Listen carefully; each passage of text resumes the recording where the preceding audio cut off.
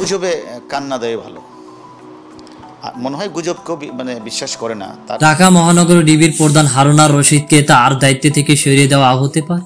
সোমবার সন্ধ্যায় 14 দলের সবাই এমনটাই জানিয়েছেন প্রধানমন্ত্রী শেখ হাসিনা।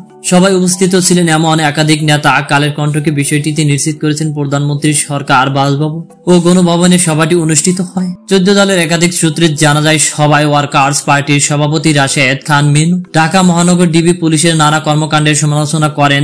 তাকে ডিবি কার্যালয়ে নিয়ে যাওয়া এবং পরবর্তীতে সামাজিক যোগাযোগ মাধ্যমে ছড়িয়ে দেওয়া এই বিষয় নিয়ে সমালোচনা করেন তিনি আরো বলেন, রাজনৈতিক বিষয়গুলো রাজনৈতিকভাবে সমাধান করতে হবে। ডিবি কেন এসবের ভিতরে জড়াবেন? এর সময় আওয়ামী লীগের সভাপতি ও প্রধানমন্ত্রী শেখ হাসিনা হারুন আর রশিদের উপর ক্ষোভ জানালেন।